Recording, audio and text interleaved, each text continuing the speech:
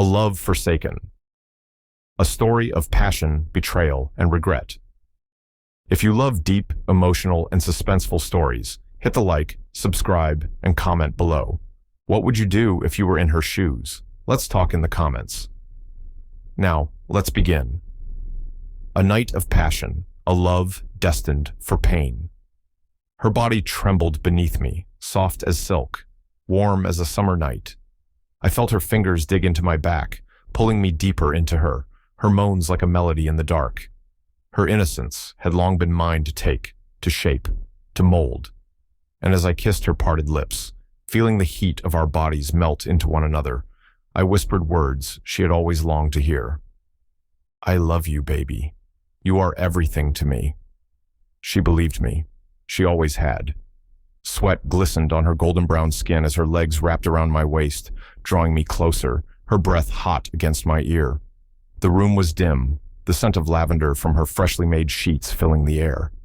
I traced my lips down her collarbone, feeling her heartbeat race beneath my touch. If only she knew that love was never meant to last forever. But before I take you to the heartbreak, the pain, and the betrayal that shattered everything we built, let me take you back to the beginning, to when she was just an innocent church girl, untouched by the world, unbroken by love. Her name was Naomi. She had the voice of an angel, the kind that could make you believe in miracles. Every Sunday, when she stood in front of the congregation, eyes closed, lost in the spirit, the whole church would fall silent, captivated by the way her voice soared to the heavens.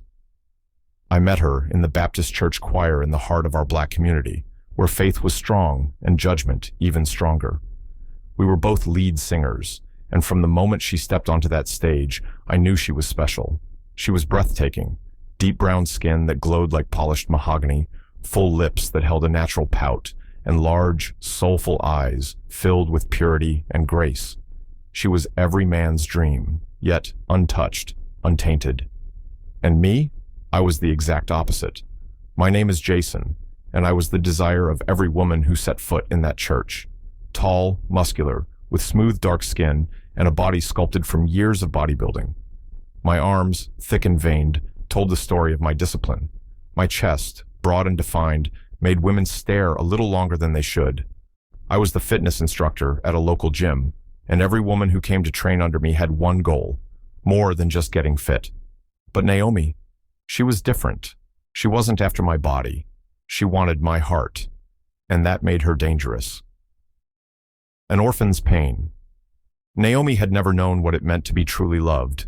Her parents died in a plane crash when she was just a child, leaving her with nothing, no inheritance, no relatives to take her in. The church's orphanage became her home, the pastors, her guardians, and in a world that never gave her anything, she clung to the only thing she had, her faith, her music, and the dream of a love that would never abandon her. But the world was cruel, and so was she, Deborah. From the moment Naomi stepped into the orphanage, Deborah made her life a living hell. She was the pastor's niece, spoiled, privileged, and beautiful in her own right. But where Naomi's beauty was soft and pure, Deborah's was bold and seductive, curvy in all the right places, with smooth, jet-black skin and striking, cat-like eyes. She knew how to command attention. And she hated Naomi. She bullied her, whispered cruel words behind her back, made fun of her dead parents, and laughed the hardest when the church suspended Naomi for getting pregnant. And yet, years later, it would be Deborah, the same woman who humiliated my wife, who would become the reason for my greatest downfall. But not yet. At that moment, standing in the choir, singing beside Naomi, watching the way her eyes sparkled when she looked at me, I knew she was mine, and I had to have her. At first, it was innocent. I walked her home after late-night rehearsals. I held her hand a little longer than I should. I told her she was beautiful, even when she blushed and looked away. I played the role of a God-fearing man, the type that every church girl dreams of. And then, one night, under the dim glow of the church's back alley light, I kissed her. Her lips trembled against mine, unsure, hesitant, but I felt the fire beneath. "I've never done this before," she whispered, her voice barely audible. "Then let me teach you," I murmured, pulling her closer. And I did. It started with stolen kisses, then secret meetings in the back of the church, then whispered moans in the darkness of my bedroom. Until one night, she gave me everything. She cried beneath me, her body tense, the pain of her first time evident in the way she gasped, the way her nails clawed into my skin. "It hurts," she whimpered, her voice breaking. "Shh, baby, just hold on to me." And I took her, slow at first, then deeper, harder, until the pain melted into pleasure, and her cries turned into breathless moans. She was mine now. And when she whispered, "I love you, Jason," against my lips, I swore I meant it when I said it back. But love was never meant to last forever, not in my world. The fall from grace. When she got pregnant, the church turned against her. They called her a sinner, a disappointment, a disgrace. Deborah was the loudest among them, laughing when the pastor announced Naomi's suspension from the choir. And just like that, Naomi's music, her greatest passion, was stripped away from her. But my family? They loved her. They saw how loyal, respectful, and hardworking she was, how she cleaned my mother's house, took care of my sisters, and carried herself with quiet dignity despite the shame the church threw at her. So, they forced me to marry her. And I did. With a pregnant belly and tear-stained eyes, Naomi walked down the aisle, her voice silent, her dreams shattered. And months later, she gave birth to our son, a boy so beautiful, with chocolate skin and warm, loving eyes, that even I couldn't believe he was mine. She became a renowned fashion designer, stitching choir robes, pastor's anniversary suits, and elegant dresses for the women of our community. And I built my body, my career, my reputation at the gym, training women, touching them, watching their hungry eyes follow me. And that's where she found me, Deborah, the one woman who hated my wife the most. And when she walked into my gym, her body wrapped in tight leggings, her sweat-drenched skin glistening under the gym lights, I knew this was the beginning of the end. The moment Deborah walked into my gym, I knew trouble had found me. She hadn't changed much, still bold, still beautiful, still dangerous. But there was something different about her now. The arrogance in her stride was heavier, the way she carried herself more refined. She wasn't just a spoiled church girl anymore. She was a woman who knew exactly what she wanted. And from the way she stared at me, I could tell she wanted me. She smirked as she leaned against the reception counter, crossing her toned legs in those dangerously tight leggings. Her sports bra barely covered the fullness of her chest, and when she arched her back slightly, I knew it wasn't by accident. "Jason," she purred, tilting her head. "It's been a long time." My jaw clenched as I took a deep breath. Stay professional. Stay in control. "Deborah," I said coolly, wiping my hands on my gym towel. "Didn't think I'd ever see you again." "I know," she mused, running her fingers over the counter's surface. "Life took me places, but now I'm back. And guess what?" I raised a brow. "I need a personal trainer." I exhaled slowly, pretending to check my schedule. I had more than enough clients. My roster was full. Hell, I could have easily told her I wasn't available, but I didn't. Instead, I said the words that would change everything. "I'll take you on." The first few weeks were harmless. At least, that's what I told myself. I trained her like any other client, made her sweat, made her push herself, kept my hands professional. No lingering touches, no stolen glances. Naomi trusted me, and I told myself I wouldn't betray that trust. But Deborah? She was relentless. She wore the tightest outfits, bent over more times than necessary, moaned softly whenever she stretched, her breathy sighs sending heat straight to my gut. And then, one night, she crossed the line. It was late, past closing hours, and the gym was empty except for us. The air was thick with tension, the only sound the faint hum of the AC and the distant thud of a punching bag in the next room. She was doing squats, her back facing me, her movements slow, deliberate. "Spot me, Jason," she murmured, glancing over her shoulder. I hesitated, but stepped behind her, keeping a respectful distance. "Lower," she whispered. "Make sure my form is perfect." I swallowed hard, placing my hands lightly on her waist. Wrong move. She pushed back slightly, just enough for her body to press into me. "Jason," she whispered, her voice a mix of amusement and something darker. Tell me the truth. Do you ever think about what could have been? About us? I stepped back immediately, my pulse hammering. We're not doing this, Deborah. She turned to face me, a slow, knowing smile curling her lips. Aren't we? That night, I went home restless, guilt pressing against my chest like a weight I couldn't shake off. Naomi was already in bed when I walked in. Our son nestled beside her, his tiny hand curled into her shirt. She stirred slightly, her eyes fluttering open. You're late, she murmured sleepily. Had extra sessions, I lied, stripping off my shirt. She yawned and reached for my hand, squeezing it softly. I made your favorite tonight. It's in the microwave. A lump formed in my throat. She had no idea that another woman had pressed herself against me tonight. No idea that my mind was a battlefield, torn between loyalty and temptation. I leaned down and kissed her forehead. I love you, Naomi, I whispered, and for the first time, I wasn't sure if I deserved to say those words. I wish I could say that was the end of it, that I shut Deborah down, kept my distance, stayed loyal to my wife. But that would be a lie. Because the very next night, Deborah called me, and instead of ignoring it, I answered. Meet me, she whispered. I just want to talk. I knew what this was. I knew meeting her was a choice that could never be undone. And yet, I grabbed my keys, and I drove to her. It started with a single step. A step out of my car, a step into her apartment, a step toward betrayal. I told myself I was only there to talk, to set boundaries, to make it clear that nothing could happen between us. But the moment Deborah opened the door, wearing that tight satin robe, her perfume wrapping around me like a noose, I knew I had already lost. You came, she whispered, tilting her head, her lips curling into a slow smile. I didn't answer. I should have walked away. I didn't. She stepped aside, and I entered her world of sin. The apartment smelled like vanilla and mischief. Dim lights, soft music playing from a speaker in the corner.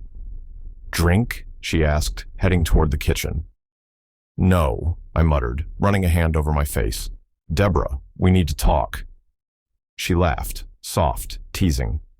Is that what you really want to do? I exhaled sharply, fighting the war raging in my chest. This is wrong, I said. You know it is.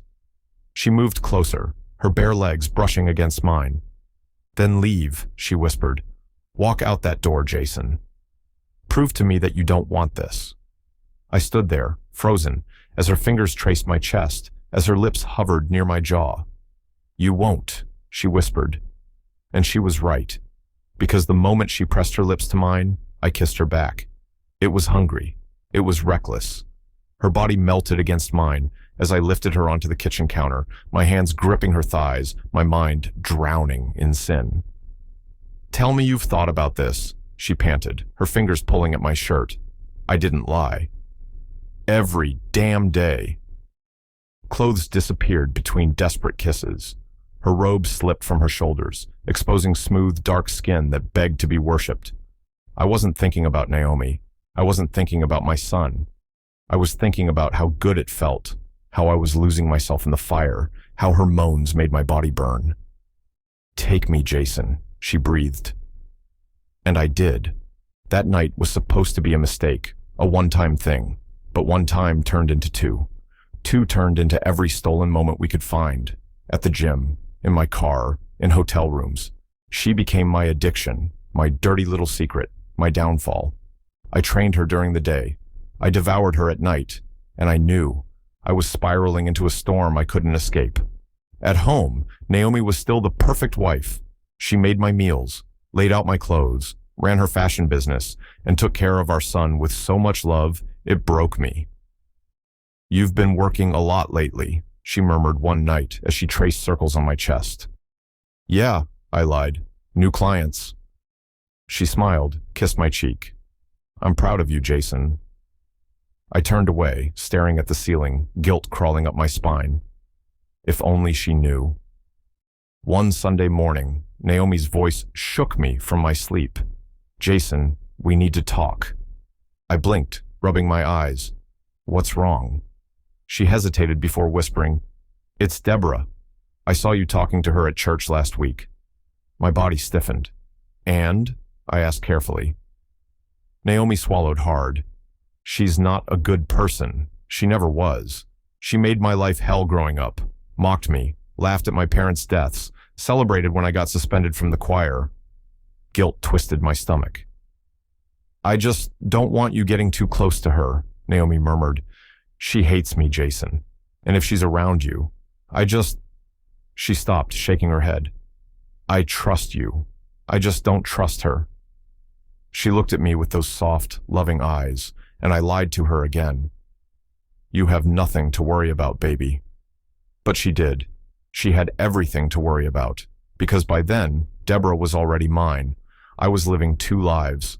One as Naomi's faithful, hard-working husband, the man she trusted, the man she had given her life to, and the other as Deborah's lover. It became a pattern. Mornings belonged to my wife and son, the smiles, the prayers, the family breakfasts, where I kissed Naomi's forehead and told her I loved her. Afternoons were spent at the gym, where Deborah would show up, always dressed in something tight, something that made me forget myself. Nights were the worst, because after Naomi fell asleep, after I held my son's tiny hands and promised to always protect him, I would leave. I would go to her. You're late, Deborah purred, stretching her legs as she lay across her couch, her silk robe barely covering her curves. I swallowed hard. Naomi wanted me to put Josiah to bed. She smirked. And you did. Now you're here with me. I knew I should have walked away. God knows I should have. But as she stood up, as she let her robe slide off her shoulders, as her naked body pressed against mine, I lost the fight. Again. Tell me you want me, she whispered, her fingers teasing the waistband of my sweatpants. I groaned, tilting my head back as her lips trailed down my chest. You know I do. And just like that, we fell into sin. It wasn't until I was back home, standing in the dark bedroom, that I felt the weight of what I had done. Naomi was asleep, curled on her side, her soft breathing filling the room. I watched her, my wife, my first love, the mother of my son. And suddenly, it hit me. What the hell was I doing? I clenched my fists, staring at my reflection in the mirror. I didn't recognize the man looking back at me. I'll stop, I whispered to myself. But I knew it was a lie, because Deborah wasn't done with me yet. Days turned into weeks.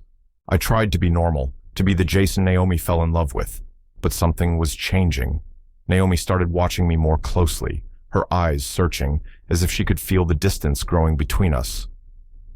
Are you okay? She asked one evening as we sat at the dinner table. I forced a smile. Of course. Why? She hesitated before shaking her head. You seem different, distracted. I laughed, kissing her hand. Just work stress, baby. Nothing more. She smiled, but I saw the doubt in her eyes. She wasn't stupid, and then it happened. It started as a small discomfort, a burning sensation. At first, I ignored it, brushed it off as nothing, but it got worse. The pain, the fever, the soreness. I knew what it was before the doctor even said it. Jason, the nurse sighed, shaking her head. You have an STI. My world stopped. That's impossible, I lied. She gave me a look. I don't know what you've been doing, but you need to be honest with your wife. This is treatable, but she has to be tested too. My stomach dropped. Naomi, I had infected my wife. That night, I came home to find Naomi in the living room, sitting with a letter in her hands. She looked up, her eyes filled with confusion. Jason, she whispered, I went to the doctor today. They said I have an infection. I froze. I don't understand, she said, shaking her head. How did I? And then realization hit her. Her lips parted. Her hands trembled.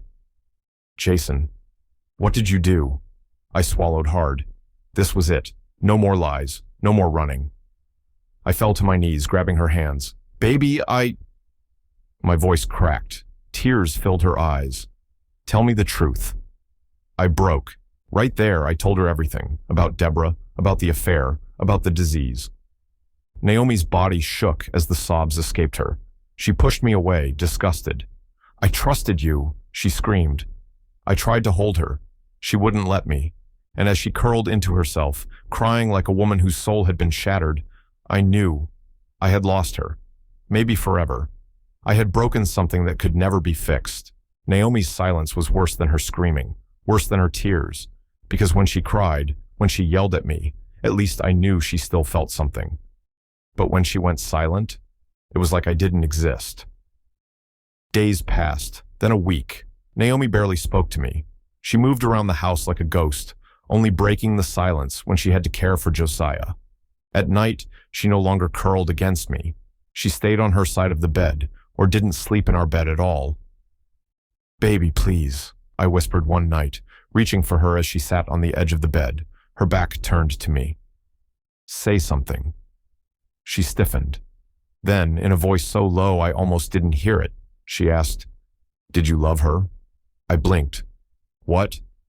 Did you love her, Jason?" I shook my head instantly. "No, it was never about that. It was a mistake. I was weak. Stop." Her voice was empty, emotionless. She finally turned to me, and the pain in her eyes almost brought me to my knees. "Do you know how humiliating this is for me?" she whispered. "I have given you everything, my body, my trust, my love.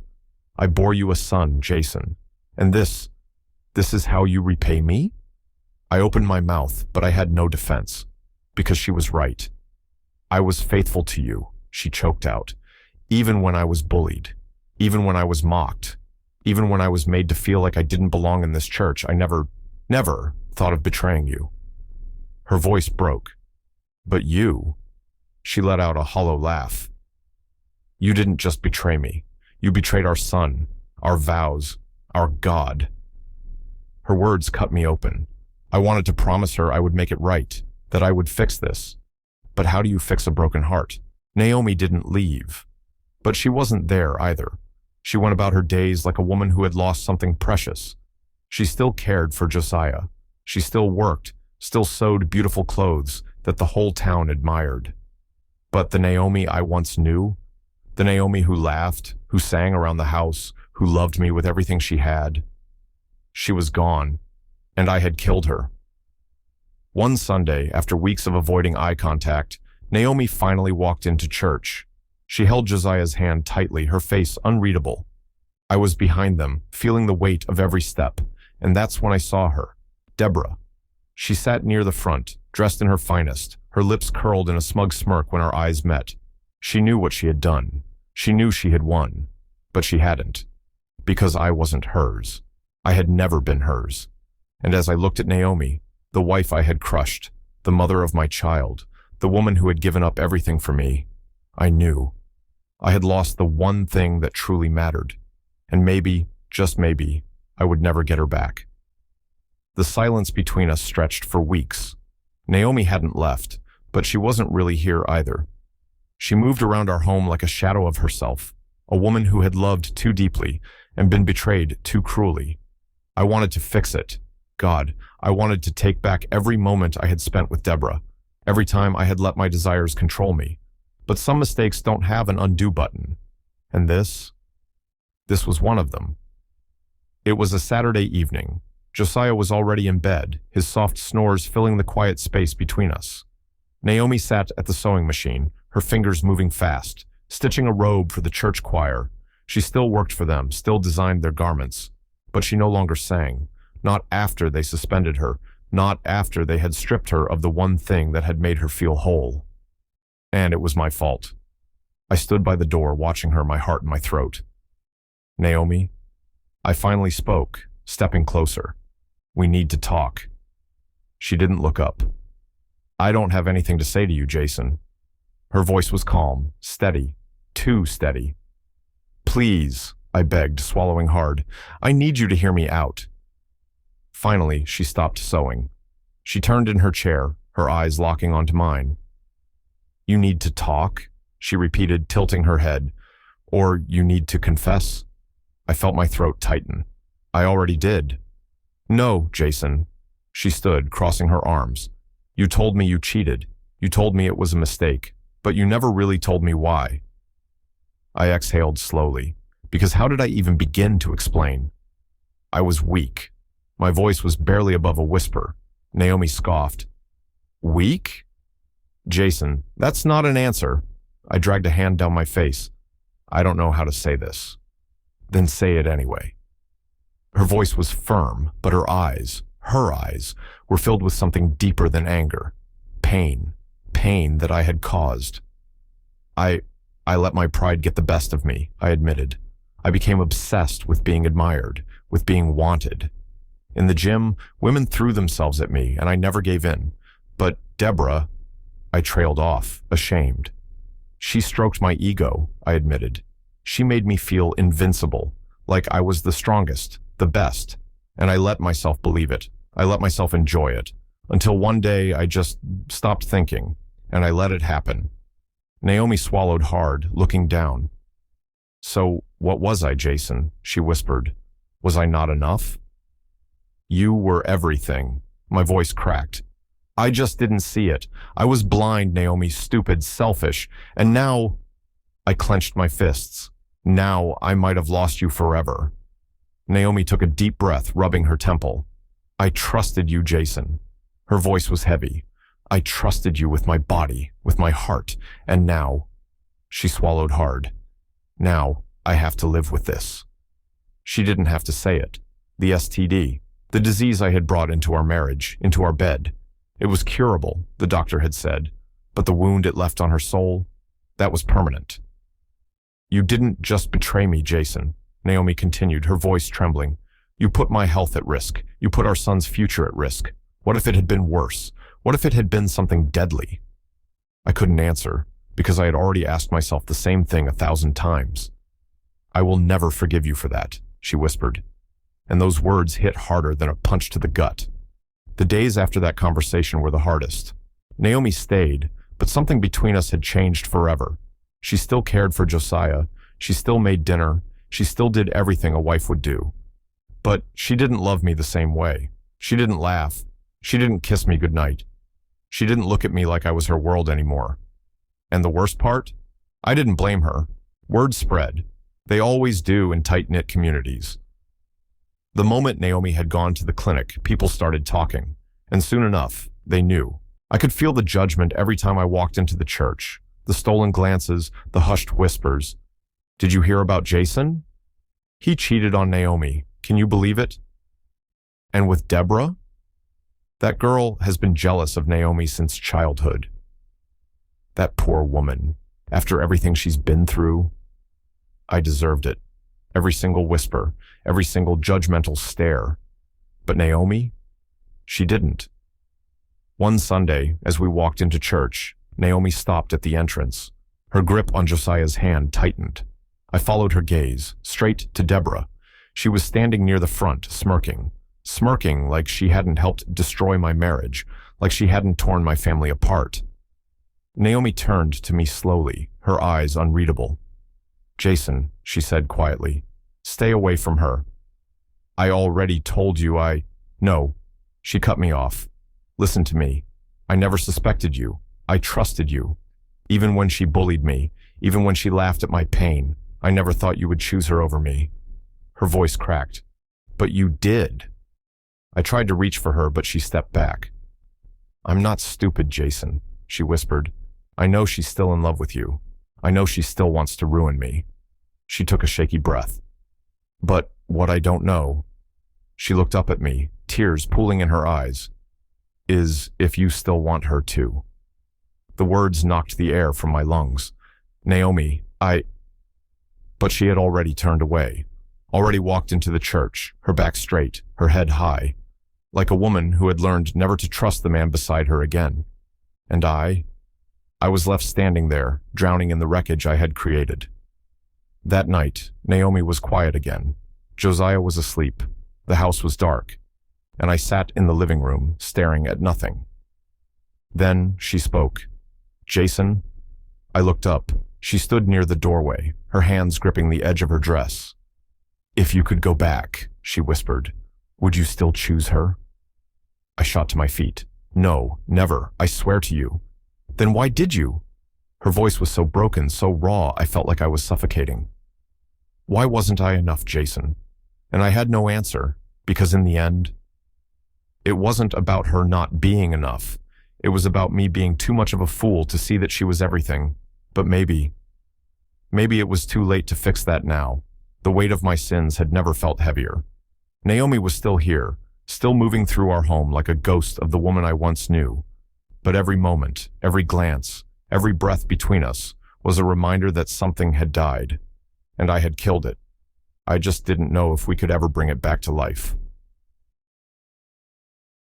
The last night together. The night after our conversation, I found myself in bed, staring at the ceiling. Naomi lay beside me, her back turned, her breathing slow and even. For months, we had slept this way, strangers in the same bed. I reached out, my fingers hovering just above her arm, but I couldn't touch her. Not when I knew she didn't want me to. Not when I knew that I had made her feel like she was never enough. I withdrew my hand and turned away, staring into the darkness. And for the first time in a long time, I felt something hot slip down my cheek. I was losing her, and there was nothing I could do about it. Morning came too soon. I found Naomi in the bathroom, staring at herself in the mirror. Her eyes were distant, hollow. "Naomi," I whispered. She didn't flinch. "I used to love my reflection," she murmured. "I used to see a woman who was strong, beautiful, worthy of love." She turned to me, her eyes glassy. "Now, I see a fool." "You are not a fool," my voice cracked. "I was the fool. I was the one who threw away everything good in my life." She swallowed, shaking her head. "You didn't just throw it away, Jason." A tear slipped down her cheek. "You destroyed it." That afternoon, I came home from work and found a letter on the table. My heart stopped. Hands shaking, I picked it up, unfolded it, and I read. "Jason, I don't know if I have the strength to say this to your face, so I'm writing it here in the hopes that you will finally understand. I loved you, more than anything, more than I ever thought possible. I gave you my heart, my trust, my body, and you shattered it all. I have tried, Jason. I have tried to heal. I have tried to forgive. But every time I look at you, I remember the woman you chose, the woman you touched, the woman who now lives in the spaces between us. And I can't live like this anymore. I won't. Josiah and I are leaving, not forever, not yet. But I need space. I need time to figure out who I am without you, and if I still want to be your wife. Take care of yourself. Take care of our son. Naomi." I stood there, gripping the letter so hard my fingers turned white. I didn't hear the front door open. I didn't hear Naomi step inside. It was her voice that pulled me back. "I'm not asking for a divorce," she said softly. I turned, my throat tight. "But I can't be here right now." She was standing in the hallway, a suitcase at her side. Josiah was in her arms, his tiny fingers wrapped around her shoulder. My heart shattered. "Please don't do this," I whispered. Her eyes softened, but she didn't step closer. "I have to." I looked at Josiah. "Daddy?" His little voice wobbled, confused. I swallowed back the lump in my throat and forced a smile. "Be good for Mommy, okay?" He nodded slowly. I wanted to beg her to stay. I wanted to fall to my knees and promise I would fix this. But some things can't be fixed. Some wounds don't heal. And as I watched Naomi step out that door, taking my son with her, I knew. This was the price of my betrayal, and I would be paying it for the rest of my life. If you enjoyed this story, don't forget to like, subscribe, and leave a comment below. What would you have done if you were in Naomi's shoes? Let's talk about it.